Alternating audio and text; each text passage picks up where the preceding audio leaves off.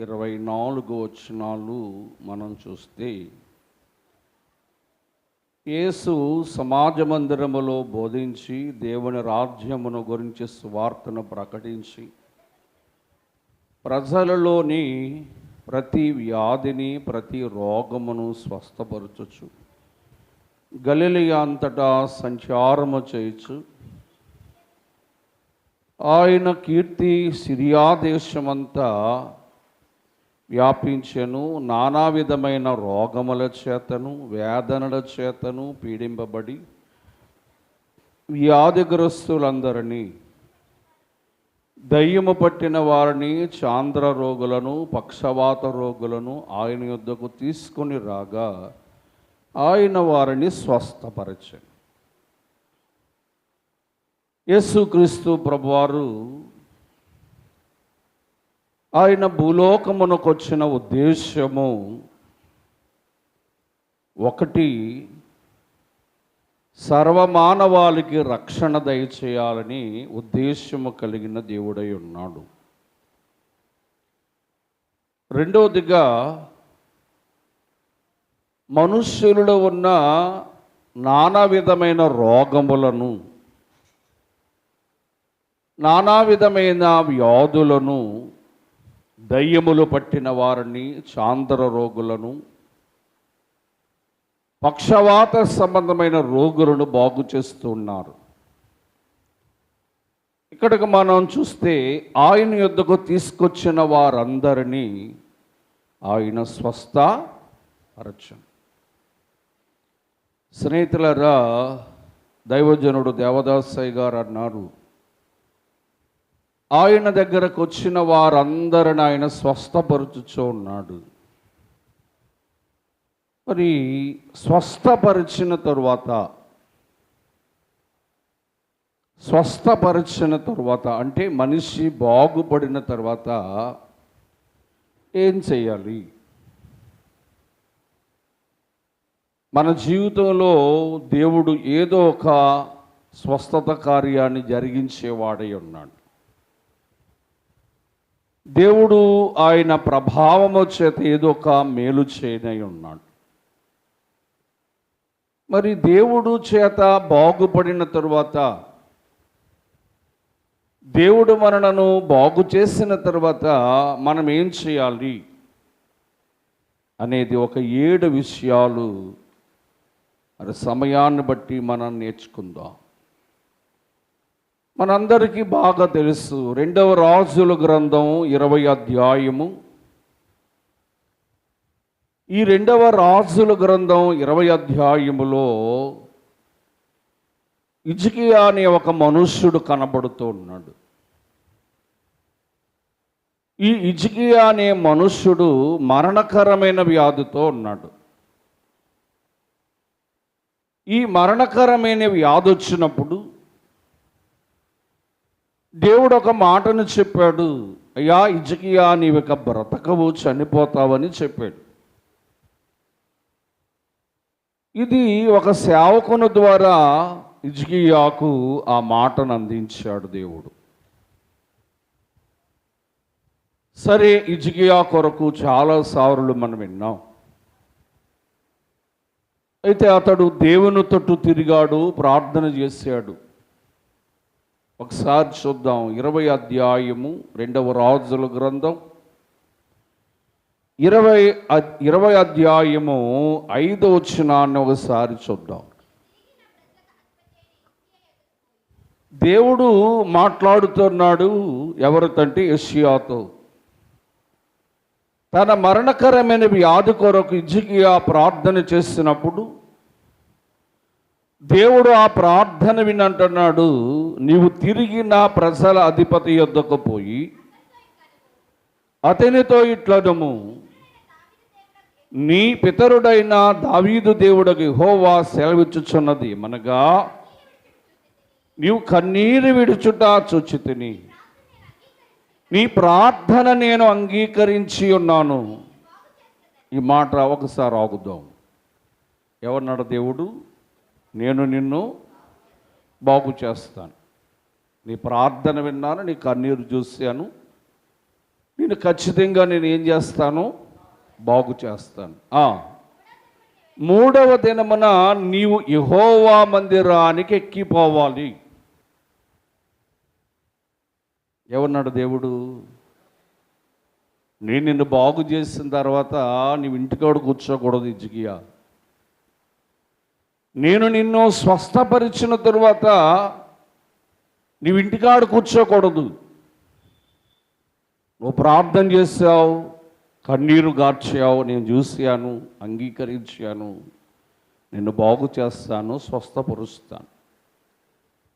నువ్వు నా చేత బాగుపడిన తర్వాత, నేను బాగు చేసిన తర్వాత నా మందిరానికి రావాలి అని చెప్పాడు. ఇవాళ విశ్వాసులైన మనము ఆరోగ్యం బాగోలేనప్పుడు, అనారోగ్యంగా ఉన్నప్పుడు, బలహీనంగా ఉన్నప్పుడు దేవుని మందిరానికి వచ్చి ప్రార్థన, కన్నీరు కారుస్తాం. దేవుడు బాగు చేయగానే మనం చేసే పని ఏంటంటే బాగుపడిన ఆ మందిరాన్ని విడిచిపెట్టి దేవుని మందిరానికి రాకుండా లోకములో ఉంటూ ఉంటాం. ఇది సహజం. ఎప్పుడైనా ఎవరైనా అడిగి ఏమ్మా మందిరానికి రావటం లేదే అని అడిగారు అనుకోండి, నాకు సమయం కుదరడం లేదు, ఆ మందిరం దూరం అయిపోయింది, నాకు పని ఉంది అని చెప్పి ఎన్నో సాకులు చెప్తూ ఉంటాం. దేవుని వాక్యం ఏమంటుందంటే, నిన్ను నేను స్వస్థపరుస్తాను, నేను బాగు చేస్తాను, కానీ నువ్వు నా మందిరానికి రావాలి. నేను నిన్ను బాగు చేసిన తరువాత అయ్యో బాగుపడిపోయాను కదా అని లోకములో కలిసిపోకూడదు. నువ్వు బాగుపడిన తర్వాత నా మందిరానికి రావాలి అన్నాడు. మందిరానికి దేవుడు ఎందుకు రమ్మన్నాడో కొన్ని విషయాలు చూస్తే ఒకసారి చూద్దాం. పిల్లరా, హిజ్కియా కూడా అన్నాడు 20:8 ఏమన్నాడంటే, యెహోవా నన్ను స్వస్థపరిచినట్టు నేను 3వ దినమున దేవుని మందిరానికి ఎక్కిపోవదును. దేవుడు నన్ను స్వస్థపరిస్తే ఎక్కడికి వెళ్తానన్నాడు హిజ్కియా? దేవుని మందిరానికి వెళ్తానంటున్నాడు. దేవుని మందిరానికి మనం ఎందుకు వెళ్ళాలి?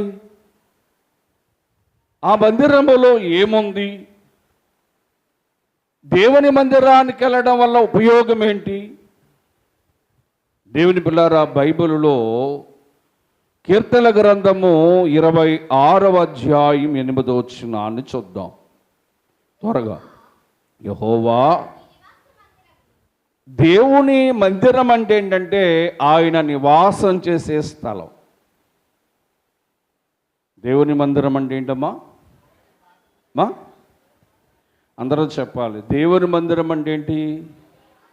దేవుడు నివాసము చేసే ఒక స్థలం. మనము మన ఇంటిలో నివాసము చేస్తున్నట్లుగా, మనము మన ఇంటిలో ఉన్నట్లుగా దేవుడు నిత్యము కూడా నివాసము చేసే స్థలం ఏదంటే దేవుని మందిరమే. ఆయన ఏమన్నాడంటే, హిజ్కియా, నేను నివాసము చేయు మందిరానికి నువ్వు రావాలి అన్నాడు. నేను నివాసము చేయు మందిరానికి నీవు రావాలి. స్నేహితులారా, దేవుని మందిరానికి మనం ఎందుకు రావాలి అంటే, కీర్తన గ్రంథం 36:8 అన్నాడు, నీ మందిరములో సమృద్ధి ఉన్నది. దేవుని మందిరములో వీర్రాజు గారు 36:8 అన్నాడు, నా మందిరములో సమృద్ధి ఉంది. దేవుని మందిరం అనగా ఆయన నివాస స్థలము. దేవుని మందిరం అనగా మనుష్యునికి సమృద్ధి దొరికే స్థలము. దేవుని మందిరానికి రావడం వలన నీ ఆహారము సమృద్ధి అవుతుంది, నీ సంపాదన సమృద్ధి అవుతుంది, నీకు కలిగిన సమస్తమును కూడా దేవుడు సమృద్ధిగా దీవించువాడై ఉన్నాడు. గనుక దేవుని మందిరములో సమృద్ధి దాగి ఉంది కనుక ఆయన మందిరానికి రావాలి.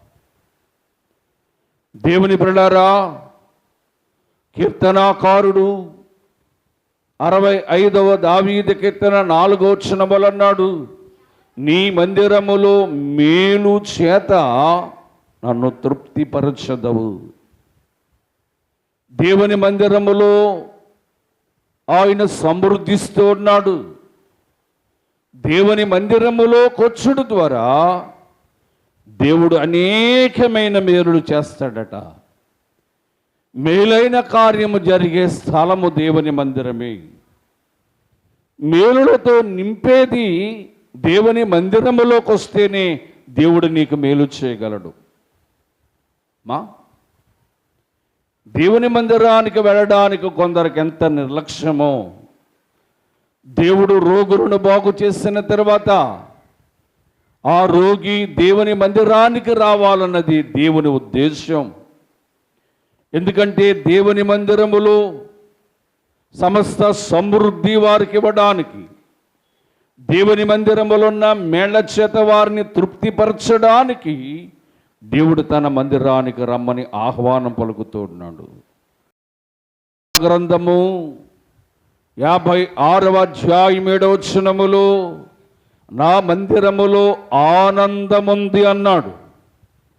నా మందిరములో కొచ్చువారిని నేను ఆనందముతో నింపుదునన్నాడు. స్నేహితులరా, లోకములో ఎక్కడా దొరకని ఆనందము, ఎంత సంపాదించి ఉన్నా దొరకని ఆనందము దేవుని బిడ్డలారా ఎక్కడ మనకు ఆనందము దొరుకుతుందంటే దేవుని మందిరములో ఆనందంగా ఉంచుతాడట. ఇశ్రాయేలు అన్నారు, ఆనందమే పరమానందమే అని పాడారు. గనుక దేవుని మందిరములో కొచ్చుడు ద్వారా ఆనందాన్ని పొందుకుంటాం. విచారముతో వచ్చిన నిన్ను, అనారోగ్యముతో వచ్చిన నిన్ను, ఆపదతో వచ్చిన నిన్ను దేవుడు తన మందిరములో ఉన్న ఆనందముతో నింపి నీ విచారాన్ని కొట్టివేసే స్థలము దేవుని మందిరం.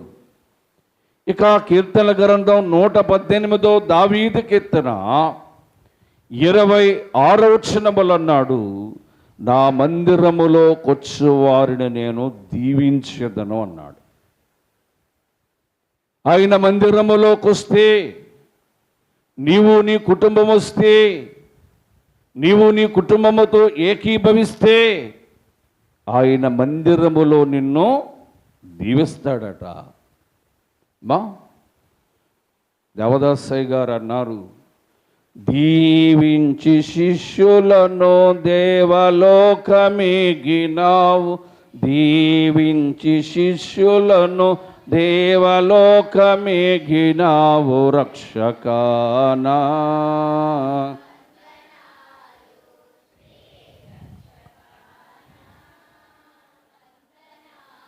స్నేహితులారా, దేవుని యొక్క మందిరానికి దేవుడు రమ్మని పిలుస్తూ ఉన్నాడు మనను. నేను నిన్ను బాగు చేసిన తర్వాత, ఓ బాగుపడిన విశ్వాసి, నువ్వు దేవుని మందిరానికి రావాలి. నా మందిరమున సమృద్ధి, నా మందిరములున్న మేలు చేత, నా మందిరములున్న ఆనందము చేత, నా మందిరములున్న దీవెనల చేత నేను నిన్ను నింపుతాను. నా మందిరానికి రా అని పిలుస్తూ ఉన్నాడు. గనుక మనమేం చేయాలి అంటే, కీర్తనాకారుడు ఇందాక చదువుకున్న 26:8లో దేవుని మందిరాన్ని మనం ప్రేమించాలంట. దేవుని స్తోత్రం, దేవుని స్తోత్రం. దేవుని మందిరమును మనం ప్రేమించాలి. ఎందుకంటే దేవుని మందిరములో ఆయన నివాసం చేస్తున్నాడు కనుక, ఆయన మందిరములో సమృద్ధి దొరుకుతుంది కనుక, ఆయన మందిరములో కెలుడు ద్వారా మేలు చేస్తున్నాడు కనుక, ఆయన మందిరములో కెలుట ద్వారా ఆనందాన్ని ఇస్తున్నాడు కనుక, ఆయన మందిరములో కెలుట ద్వారా ఆయన మన బిడ్డలను, మన కుటుంబాన్ని దీవిస్తున్నాడు గనుక మనం ఆయన మందిరాన్ని ఏం చేయాలట? చెప్పండి, ప్రేమించాలి. దావీదు అంటున్నాడు, నేను నీ మందిరమును ప్రేమిస్తూ ఉన్నాను.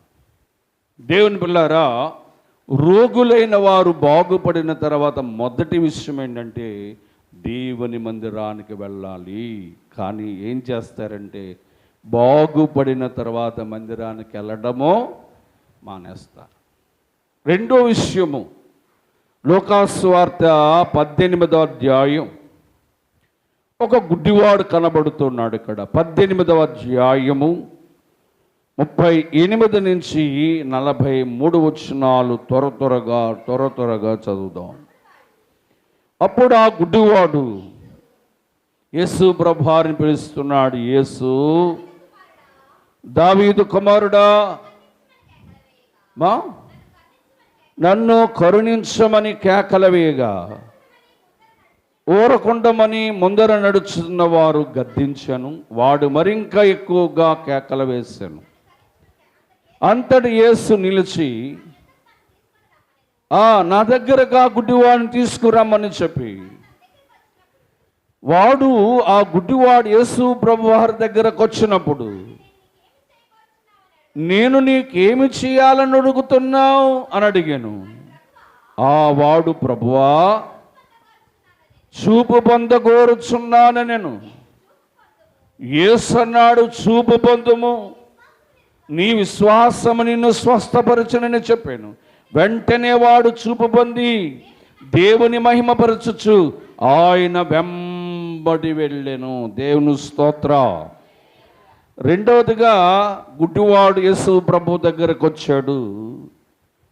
చాలాసార్లు ప్రార్థన చేశాడు, ప్రభా నన్ను కనికరించు, నన్ను కనికరించు, కనికరించు అని. ఏం కావాలయ్యా అలా అరుస్తున్నావు? నన్ను ఏమేమంటావయ్యా అలా కేకలేస్తున్నావు? నా వలన నీకేం పొందుకుంటావు అంటే, ఆ గుడ్డివాడు అన్నాడు, ప్రభువా నాకు చూపు కావాలి నాయన అంటే, సరే నీ విశ్వాసమే నిన్ను బాగు చేస్తుందని అన్నాడు. యేసయ్య తన మాట చేత ఆ గుడ్డివారిని బాగు చేస్తే, అతడు గుడ్డితనము పోగొట్టుకొని చూపు పొందిన తర్వాత, బాగా బాగు చేసావు ప్రభువా, ఇంటికి పోలే, నన్ను బాగా బాగు చేసావు నాయనా, నన్ను బాగా స్వస్థపరిచావు ప్రభువా, ఇక నేను నా పని చేసుకుంటాను, నా ఇంటికి వెళ్తాను, నేను ప్రయాణం చేస్తాను, రాక రాక నా కనుడొచ్చాయి అని అనలే. అతడు బాగుపడిన తర్వాత ప్రభువును వెంబడించడం ప్రారంభించాడు. ప్రభు వెనకాల పడడం ప్రారంభించాడు. దేవుని పిల్లారా, బాగుపడే వరకే ప్రభువుని వెంబడిస్తాం. బాగుపడిన తర్వాత ప్రభువుని వెంబడించడం మానేస్తాం. బైబిల్లో మనం చూస్తే ఆయనను ఎలా వెంబడించాలి చూడండి. వాక్యం మత్తయి సువార్త 19వ అధ్యాయము 27వ వచనములో పేతురు అన్నాడు, ప్రభువా మేము సమస్తము విడిచిపెట్టి నిన్ను వెంబడిస్తున్నాం. దేవుని పిల్లారా, దేవుడు నిన్ను బాగు చేసిన తర్వాత, దేవుడు నిన్ను స్వస్థపరిచిన తర్వాత, దేవుడు నీ బలహీనత పోగొట్టిన తర్వాత, ఈ లోకములు, లోక పనులను, లోక కార్యాలను, లోక వ్యసనాలను, లోక పద్ధతులను విడిచిపెట్టి ప్రభువుని వెంబడించాలి. ప్రభు మార్గములోనికి వెంబడించాలి. ప్రభు అడుగుల్లో అడుగులు వేస్తూ ఆయన వెంబడించాలి. స్నేహితులారా, ప్రభు అంటున్నాడు, ఇదిగో గుడ్డివాడా, నువ్వు చూపు పొందావు కదా, ఇక వెళ్ళు అనలేదు. కానీ ఆ గుడ్డివాడట చూపు పొందిన తరువాత, ప్రభువా లేక లేక నాకు చూపునిచ్చావు, ఇక నా జీవిత కాలమంతా నీతోనే నడుస్తాను, నిన్నే వెంబడిస్తాను, నిన్నే ప్రయాణములో నేను నీ వెనకాల ఉంటాను ప్రభువా అని చెప్పి ప్రభువుని వెంబడిస్తున్నాడు. ఇవాళ విశ్వాసులైన మనం ఏం చేస్తున్నామంటే, ప్రభు బాగు చేసిన తర్వాత ప్రభు మార్గములో వెంబడించకుండా, ప్రభు అడుగుల్లో అడుగులు వేసి ఆయనను వెంబడించకుండా, ఈ లోకాన్ని విడిచిపెట్టకుండా, ఈ లోకమున సమస్తాన్ని విడిచిపెట్టకుండా ప్రభువును మనం వెంబడించకపోతే ఎలాగా? పేతురు అన్నాడు, ప్రభా నువ్వు రమ్మన్నావని మా దోణెలు విడిచిపెట్టాం, మా తండ్రిని విడిచిపెట్టాం, మా కుటుంబాన్ని విడిచిపెట్టాం, మా జీవనోపాధి విడిచిపెట్టాం, మా పడవలు విడిచిపెట్టాం, అన్నీ విడిచిపెట్టాం, సమస్తము విడిచిపెట్టి నిన్ను వెంబడిస్తున్నా. దేవుడు బాగు చేసిన తర్వాత లోకములో ఉన్న పనులను, లోకములో ఉన్న ప్రయాణములను, లోక సంపాదనలను పక్కన పెట్టి నువ్వు సమస్తాన్ని విడిచిపెట్టి ప్రభువుని వెంబడించేవానిగా ఉండాలి. ఆయన ఏమన్నాడో తెలుసా? యోహాను సువార్త 12వ అధ్యాయము 26వ వచనములో ప్రభు ఒక మాట అన్నాడు, మీరు నన్ను సేవించిన ఎడల నన్ను వెంబడించాలి. పిల్లరా, దేవుణ్ణి ఎలాగ వెంబడించాలంటే ఆయనను సేవిస్తూ, ఆయనను ప్రేమిస్తూ, ఆయన ఎడల విశ్వాసముంచి, ఆయన అడుగులలో అడుగులు వేస్తూ ఈ లోకములున్న సమస్తాన్ని విడిచిపెట్టి ఆ గుడ్డివానిలాగా ఆయన మనం ఏం చేయాలట? వెంబడించాలి. బాగుపడిన తర్వాత దేవుని సేవించాలి. భక్తుడేమన్నాడు? సేవించేదా యేసురాజా నిన్నే, సేవించేదా యేసురాజా,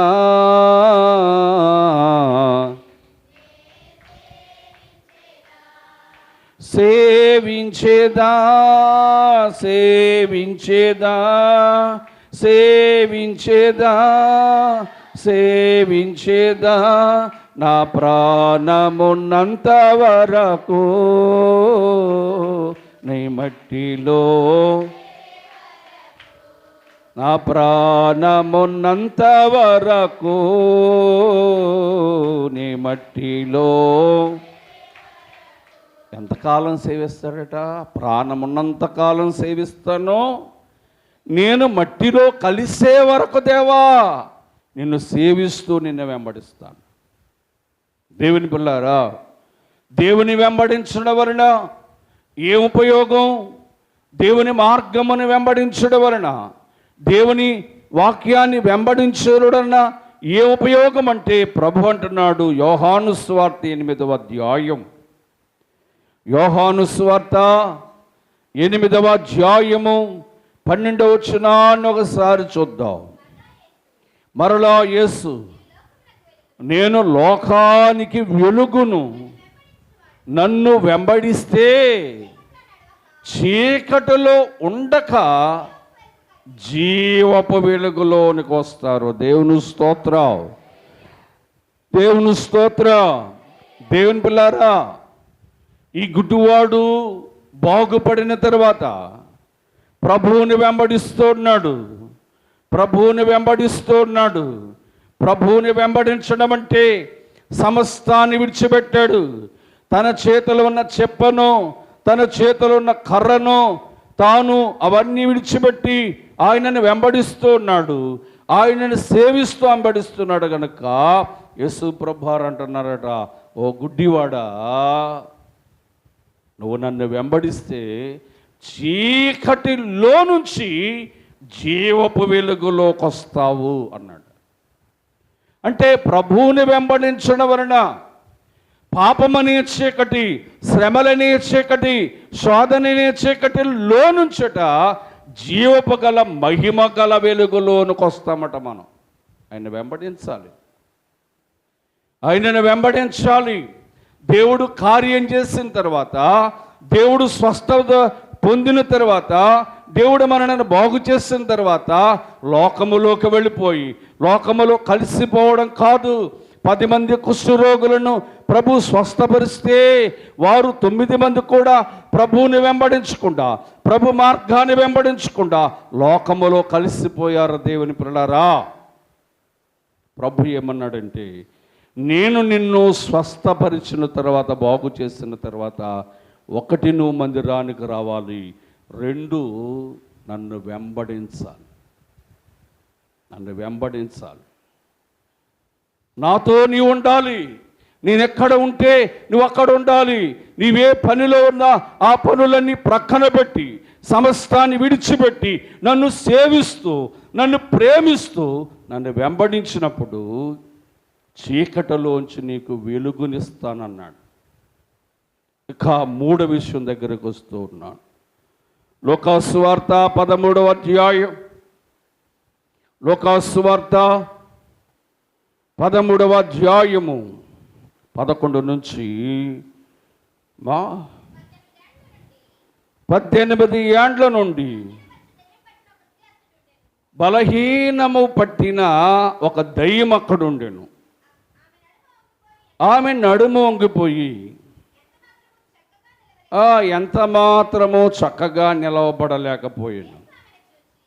యేసు ఆమెను చూచి దగ్గరకు రమ్మని పిలిచి, అమ్మా, నీ బలహీనత నుంచి నీవు విడుదల పొంది ఉన్నావని ఆమెతో చెప్పాను. ఆమె మీద చేతులుంచగానే ఆమె చక్కగా నిలవబడి ఏం పరిచింది? ఏమిటి వీడికి బలహీనత. దేవదాసయ్య గారు అన్నారు, నీ బలహీనత తాటో చూడక నా బలమో తాటిదిగో చూడుము. నీ బలహీనత తాటో చూడక నా బలమో తాటిదిగో చూడుము. నీ బలమునకు మించిన పనులు నీ బలమునకు నా బలమే గద చేయగలదు. నా బలమే గద చేయగలదు. మనోవిచారము కూడదు నీకు.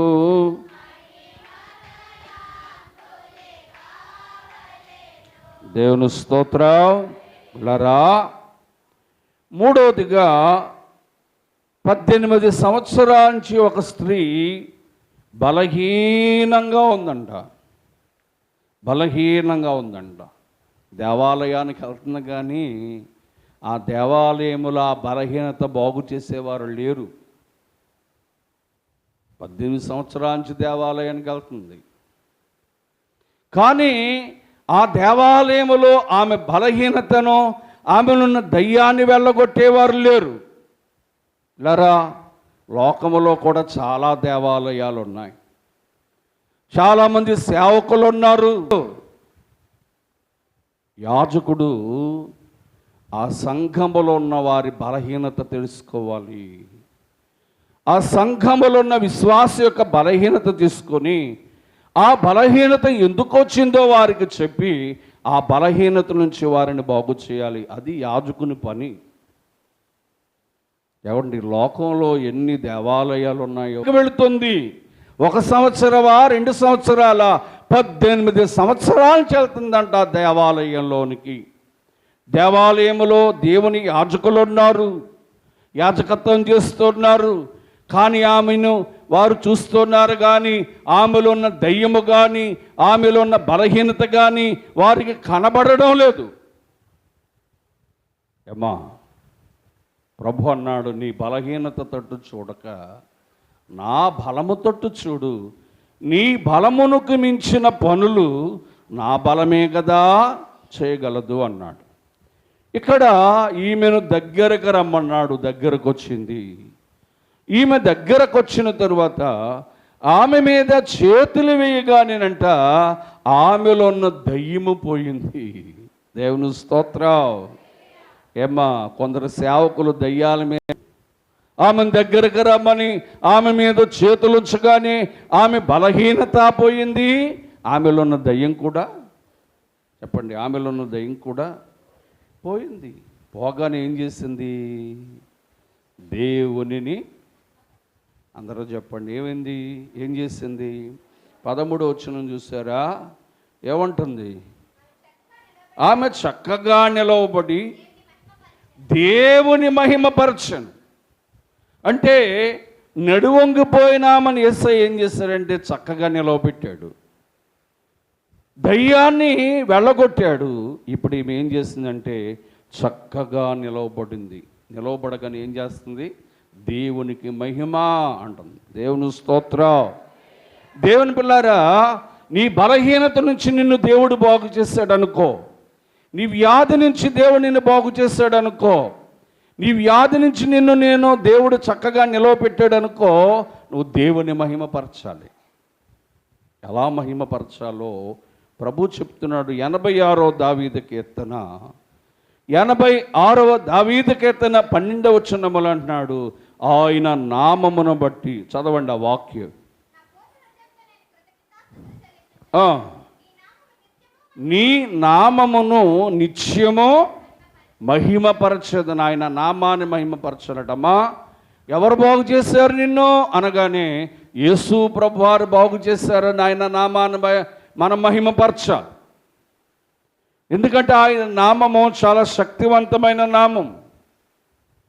దేవుని పిల్లారా, మనం ఆయన నామాన్ని మహిమపరచాలట.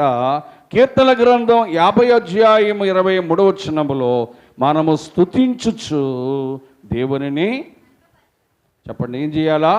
స్తుతించాలి. దేవుని స్తుతించుడి ఎల్లప్పుడూ,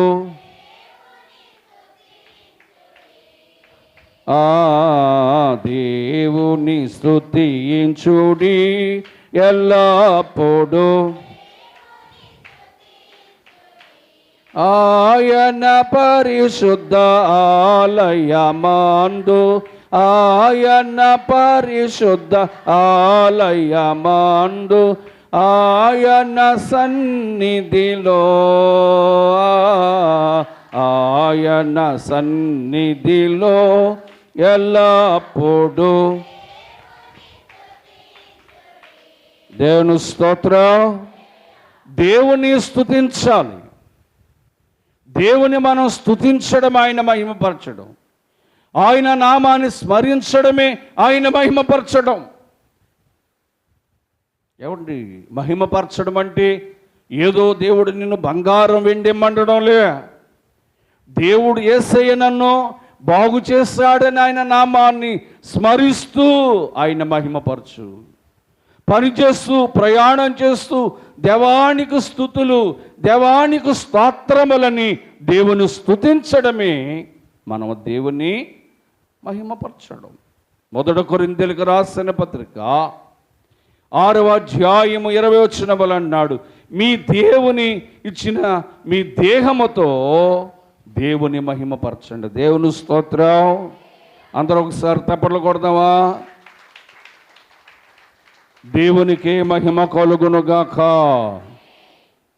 పిల్లరా, నీ శరీరముతో నీ దేహముతో దేవుని మహిమపరచాలంట.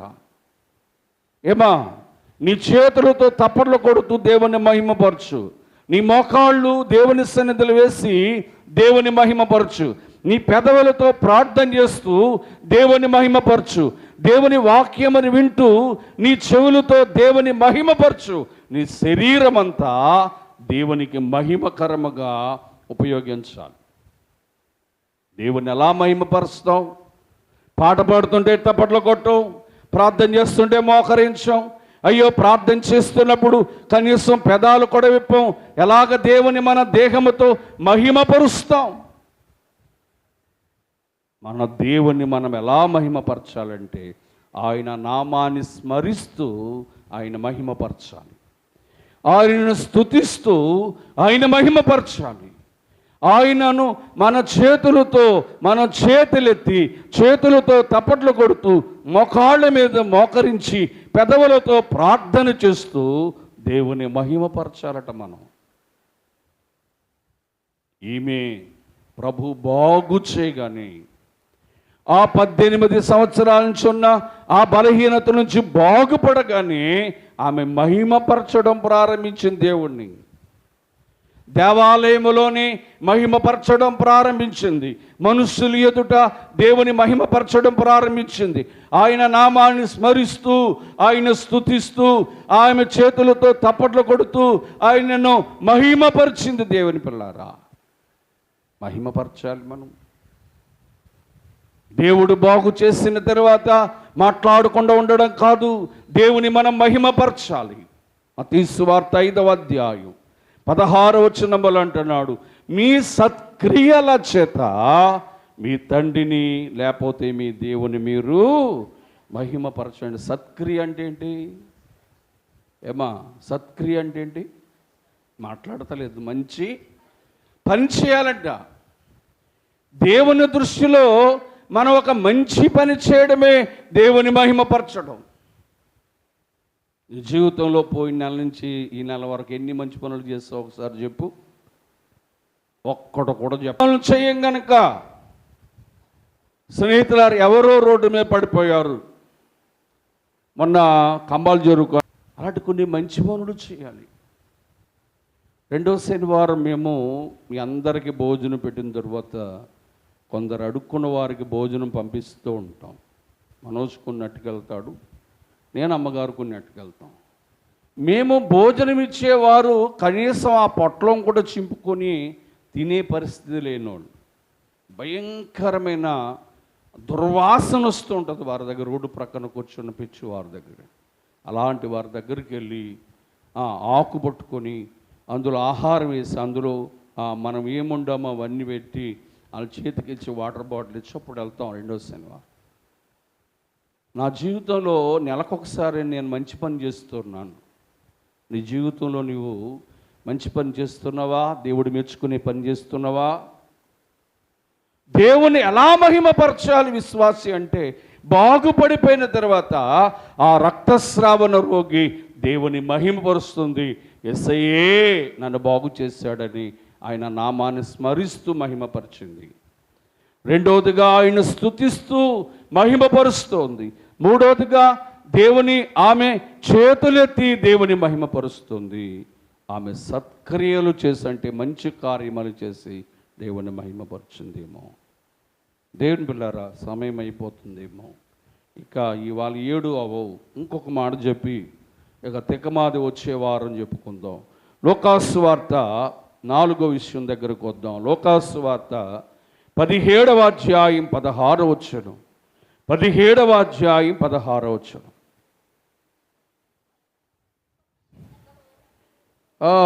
గొప్ప శబ్దముతో దేవుని మహిమపరచుచు తిరిగి వచ్చి ఆయనకు కృతజ్ఞతాస్తుతులు చెల్లించుచు ఆయన పాదముల యొద్ద సాగిలపడ్డాడు. ఎవరితను? 10 మంది కుష్ఠరోగులు వచ్చారు యేసు ప్రభు దగ్గరకు. 10 మందిని కూడా ప్రభు బాగు చేశాడు.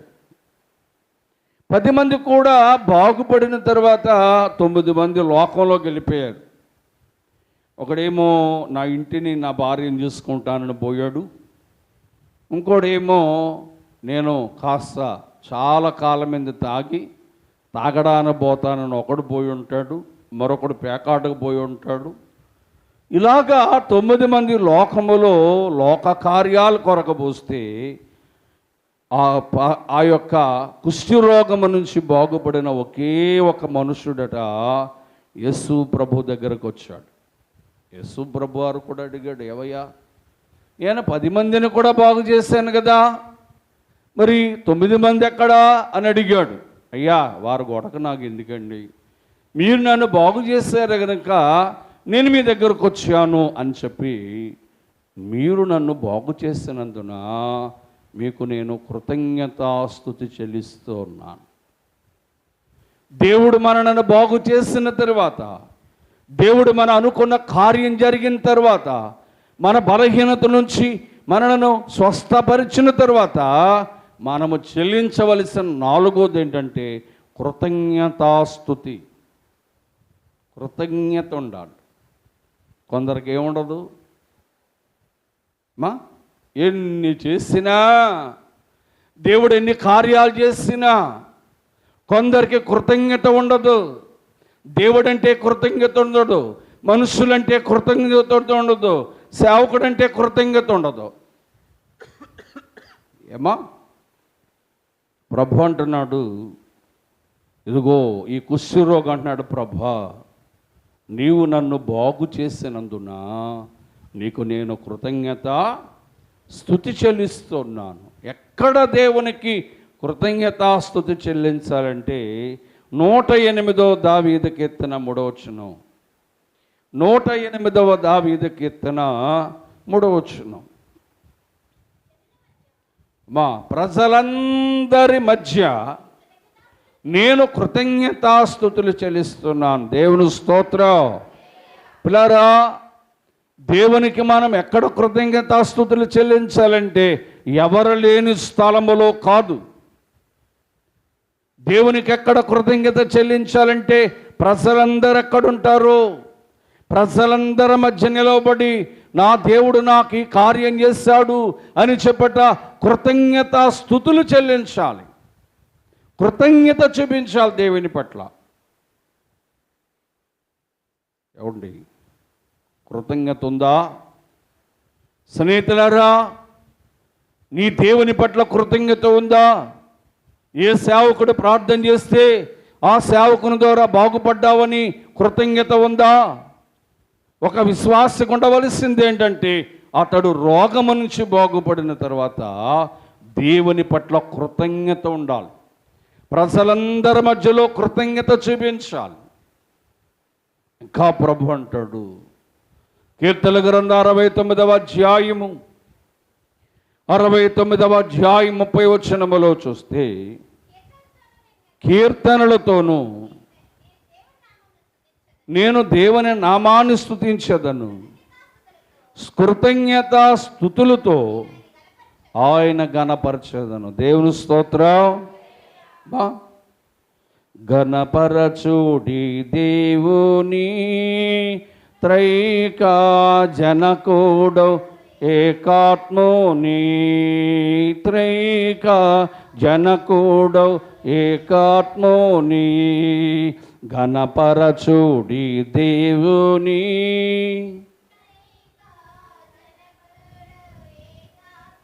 దేవుని స్తోత్రం. కృతజ్ఞత స్తుతి ఎక్కడెక్కడో కాదు, ప్రజలందరి మధ్యలో కృతజ్ఞత చూపించాడు దేవుని పట్ల. పిల్లారా, వాక్యములు అన్నాడు, నీ కృతజ్ఞత స్తుతి వల్ల దేవుని మహిమ పొందాలంట. దేవుని మహిమపరచాలట. మనం దేవుని గణపరచాలి. గణపరుస్తున్నావా? మొదటి దశలోని పత్రిక 5వ అధ్యాయం 18వ వచనములు అన్నాడు, నేనెల్లప్పుడూ దేవునికి కృతజ్ఞతాస్తుతులు చెల్లించదను. ఎల్లప్పుడూ కూడా. స్నేహితులారా, నువ్వెక్కడున్నా, ఏ స్థలములో ఉన్నా దేవుని ఎడల కృతజ్ఞత కలిగి ఉండాలి.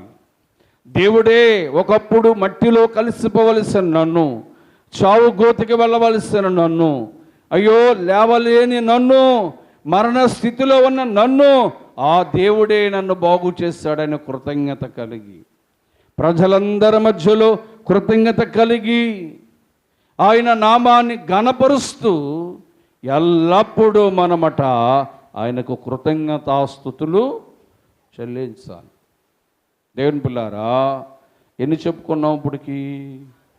అమ్మా 4. వచ్చే వారం 3 చెప్పుకుందాంలే అండి. చెప్పుకుందామా? సమయం ఉందా పిల్లరా? సరే, నా మెసేజ్ మరి ఇది మురారి కలవజర్లో కూడా వెళ్ళాలి కదా, వదిలేస్తాను మీకు. మరలా వచ్చి వారం ఎందుకులే.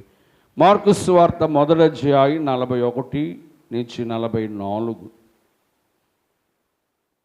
త్వరగా మార్కు సువార్త 1వ అధ్యాయము.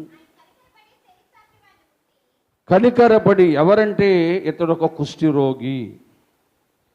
ఈ కుష్ఠరోగి యేసు ప్రభువారి దగ్గరకు వచ్చి, నీకు ఇష్టమైతే నన్ను శుద్ధినిగా చేయగలవా అన్నాడు.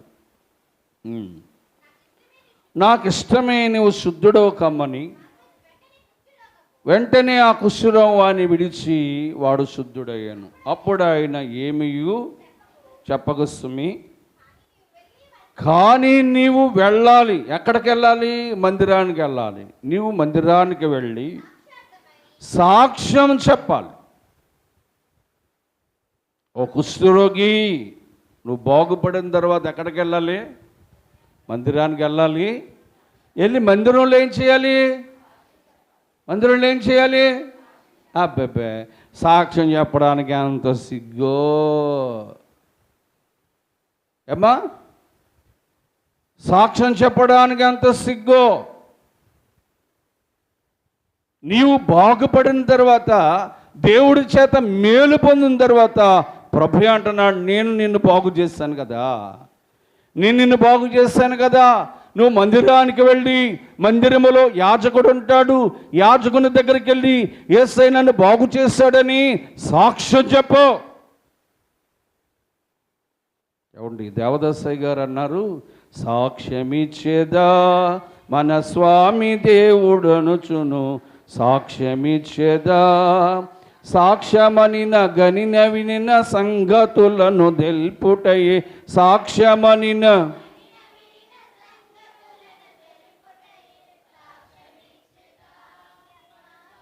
సురాక్షింప సాక్ష్యమిచ్చేదా మన స్వామి దేవుడనుచును, సాక్ష్యమిచ్చేదా. పిల్లరా, ఏమి ఇవ్వాలట మనం? ఎంతమంది చెప్తున్నారు సాక్ష్యాలు?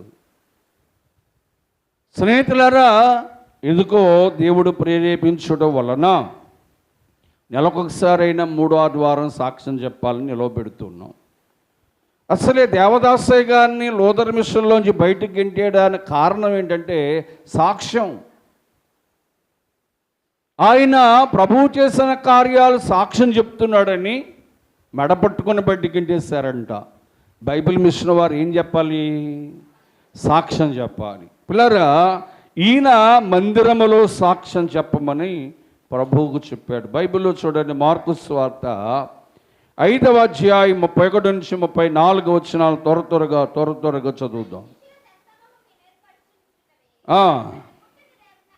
30 యేసయ్య వెళుతున్నాడు, జనసమూహం వెనకాల వస్తున్నారు.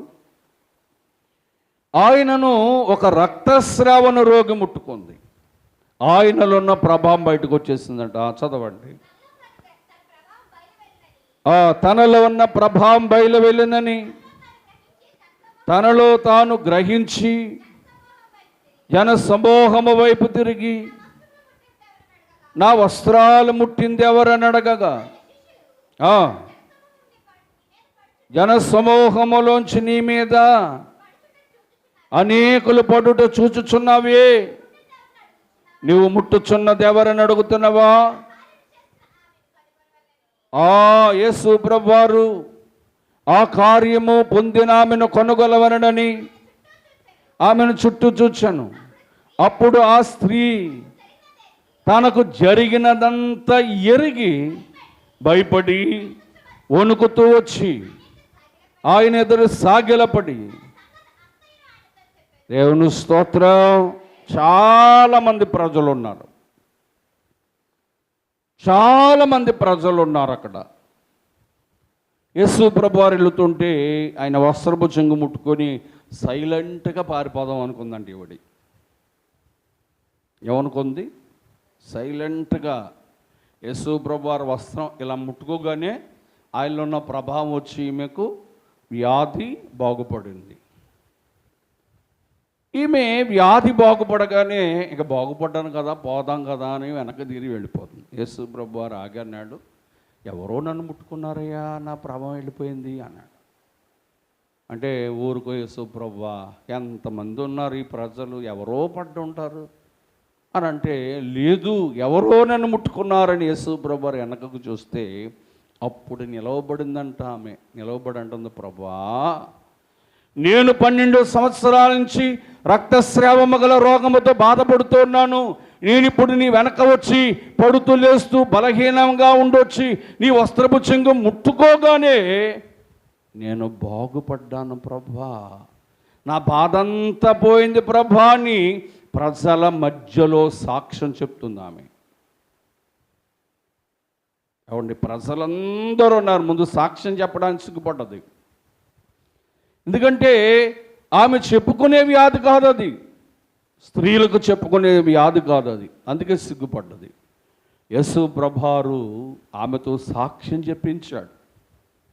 ఇవాళ విశ్వాసులైన వారు దేవుడు బాగు చేయగానే కనీసం లేచి ఏం చెప్పరు, సాక్ష్యం చెప్పరు. ఈ మగవాళ్ళు చాలా మంచి మనసు కలవారు కాదు. ఎందుకంటే ఉదయం లేవగానే నువ్వు దేవాలయంలో సాక్ష్యం చెప్పాలి, నువ్వు ప్రజలందరి మధ్య నిలవబడి యేసే నన్ను బాగు చేశాడని నువ్వు సాక్ష్యం చెప్పాలి. చూడండి, ఇంకొక సాక్ష్యం ఉంది. నేను వాక్యాన్ని ముందుకు తీసుకెళ్తూ ఉన్నాను. యోహాను సువార్త 5వ అధ్యాయం 14-15 వచనాలు మనం చూద్దాం. యేసు ఎవరంటే తను బెతస్తా కోనేరు దగ్గర పడిపోయిన ఒక రోగి.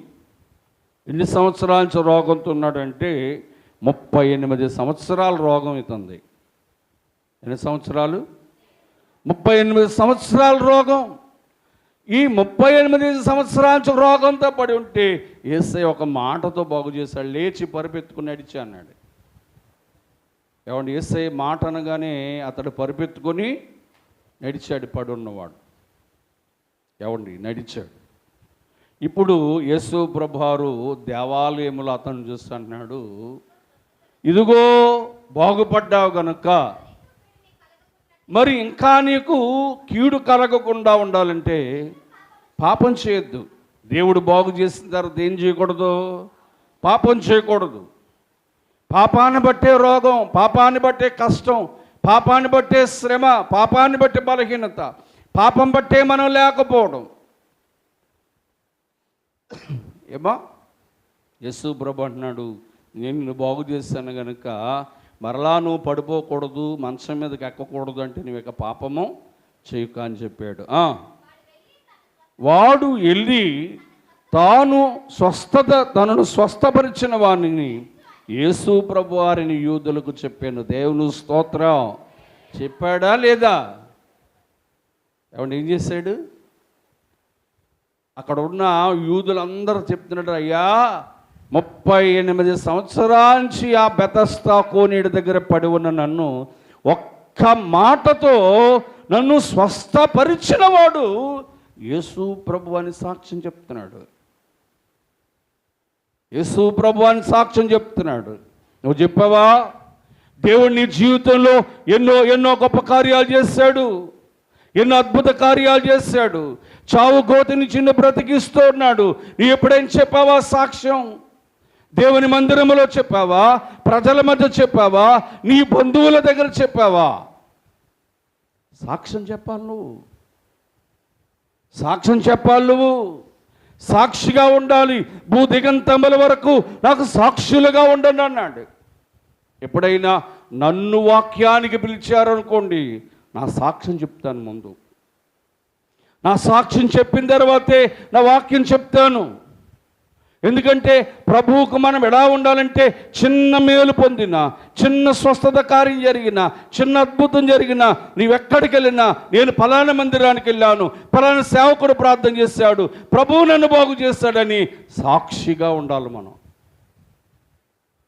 బాగుపడిపోయిన తర్వాత నీ ఇంట్లోనే ఉండడం కాదు. దేవుడు స్వస్థపరిచిన తర్వాత నీ పని నువ్వు చేసుకోవడం కాదు, సాక్ష్యం చెప్పాలి. దేవుని పిల్లారా, ఈ సాక్ష్యము చెప్పుట అనేది 5వది. 6వ దగ్గరకు వద్దాం. మార్కు సువార్త 1వ అధ్యాయము 44వ వచనం. త్వరగా. కానీ నీ వెళ్ళి వారికి సాక్షార్థమై నీ దేహమును యాజకునికి కనపరుచుకొని నీవు శుద్ధుడైనందుకు మోషే నియమించిన కానుక సమర్పించుమని దేవుని స్తోత్రం, దేవుని స్తోత్రం. ఆరోది ఏంటంట?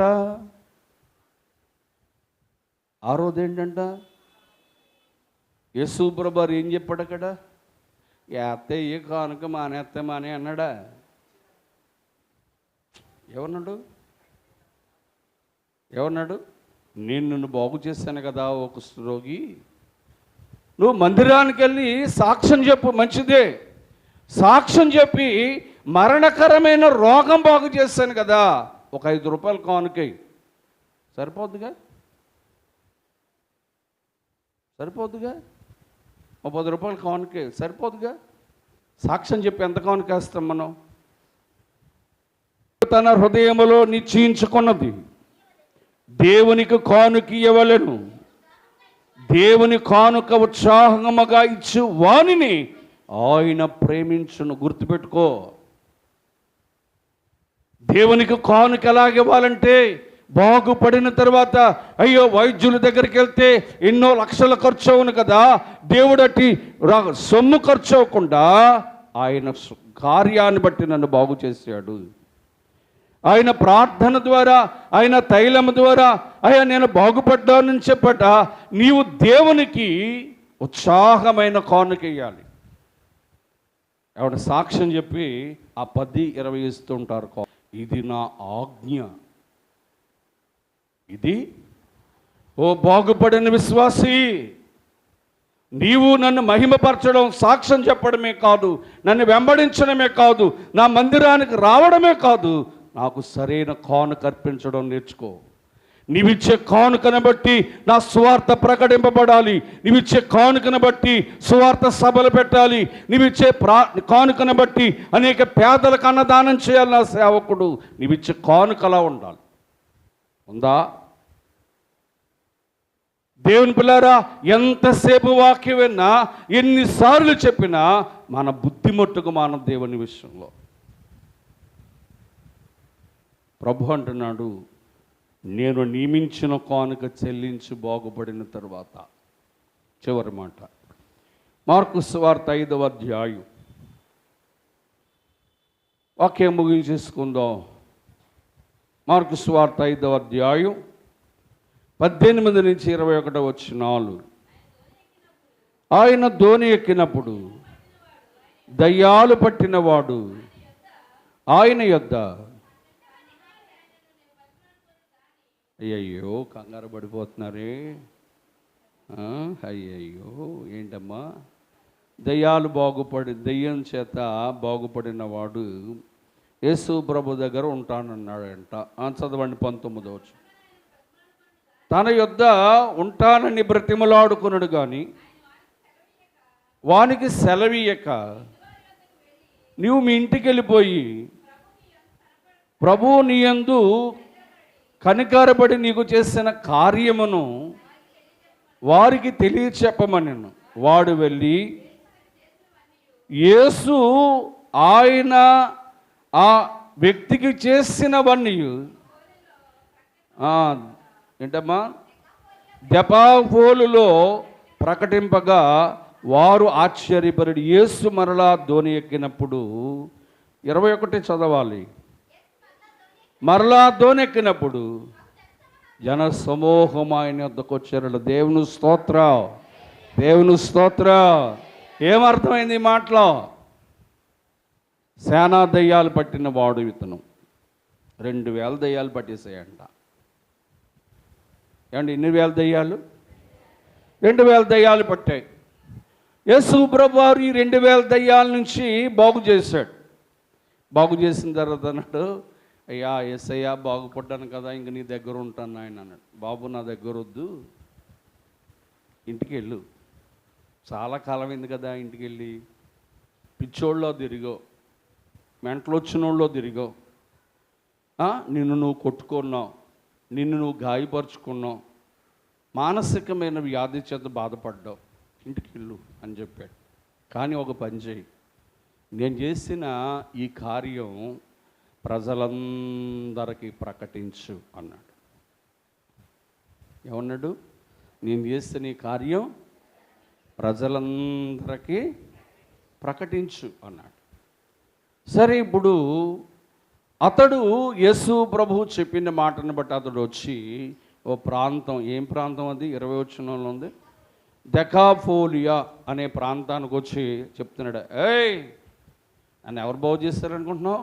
యేసు. ఏయ్ నన్ను ఎవరు బాగు చేస్తారనుకుంటున్నారు? యేసు ప్రభు అని ప్రకటన చేస్తున్నాడంట. ప్రకటించడం, ప్రభు చేసిన కార్యము, ప్రభు చేసిన స్వస్థత ప్రకటిస్తూ ఉన్నాడట, అనేకులకు చెప్తున్నాడట. విన్న వారందరూ ఆశ్చర్యపోతున్నాడట. వీడే కదా సమాధుల్లో ఉన్నాడు, ఈడే కదా పిచ్చివాడైపోయాడు, ఈడే కదా కొట్టుకునేవాడు, ఈడే కదా పీక్కునేవాడు, ఈడే కదా సంఖ్యలు తెంపినవాడు అని చెప్పి ఎంత బాగా బాగుపడిపోయాడు, ఎంత మంచి బట్టలు వేసుకున్నాడు, ఎంత మంచిగా ఉన్నాడు, ఎంత మంచిగా మాట్లాడుతున్నాడని ప్రజలు ఆశ్చర్యపోతూ ఎవరీ కార్యం చేశారయ్యా అని ఆ సేనాదయాలు పట్టిన వారిని అడుగుతుంటే, నన్ను బాగు చేసినవాడు యేసు ప్రభే, నన్ను స్వస్థపరిచినవాడు యేసు ప్రభే, నా దయ్యాలు వెళ్ళగొట్టినవాడు యేసు ప్రభే అని ప్రకటిస్తూ ఉన్నాడట. ఈ ప్రకటన విన్న వారందరూ, వాక్యం 21వ వచనంలో చూస్తే, జన సమూహము ఆయన దగ్గరకు వచ్చిందంట. దేవుని స్తోత్రం. దేవుని కొరకు నువ్వు ప్రకటించకపోతే, దేవుని చేసిన కార్యాన్ని ప్రకటించకపోతే, దేవుని వాక్యాన్ని ప్రకటించకపోతే, దేవుడు చేసిన మేలు ప్రకటించకపోతే దేవుని దగ్గరికి ఎవరు వస్తారు? మనం ప్రకటించాలి. సమయమనక అసమయమనక దేవుని కొరకు ప్రకటించాలి. ప్రకటించడం వాట్సాప్లో వాక్యాలు పెడితే ఎవడు పట్టించుకోడు. వాళ్ళ 1,000 వాక్యాలు వస్తున్నాయి వాట్సాప్లో. నీ నోరు విప్పి దేవుడు నీ పట్ల చేసిన కార్యాన్ని నువ్వు ఇతరులకు ప్రకటించాలి, సువార్త వలె ప్రకటించాలి. ఆయనే భయంకరమైన, నేను దయ్యముతో బాధపడుతూ ఉన్నాను, 2000 దయ్యాలతో బాధపడుతూ ఉంటే ఆయనే తన మాట చేత, తన ప్రభావము చేత నన్ను బాగు చేశాడని ఈ సేనాదయములు పట్టినవాడు ప్రకటించాడు.